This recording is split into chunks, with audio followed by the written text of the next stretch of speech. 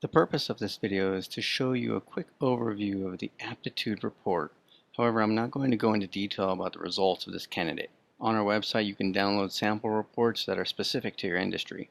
The sample we're looking at today is for a sales professional. The Aptitude Pre-Employment Assessment Test produces a 6-page report you see here, and that focuses on 3 major components of a candidate's potential to be a top performer.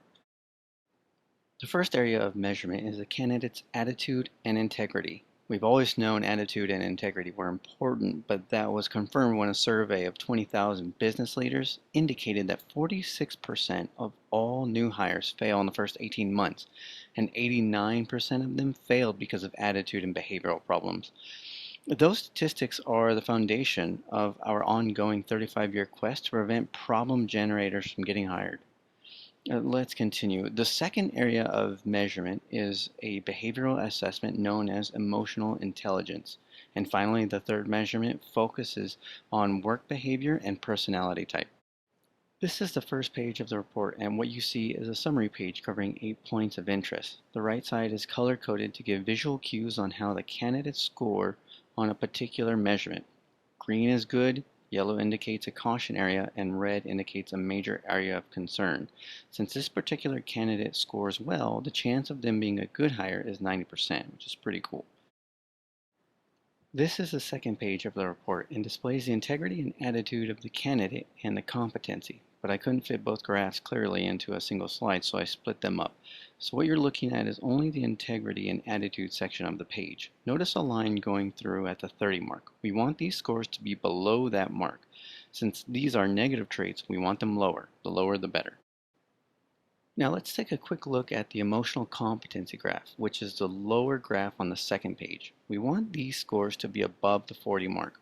Take a look at the self-confidence column. Notice the 3-column setup. The left and right columns are the benchmarks for successful sales professionals. Good candidates will score at or above the right column. This is the third page of the report, and it points out the work behavior type of the candidate. The score for each quadrant tells us how strong their personality is in each area.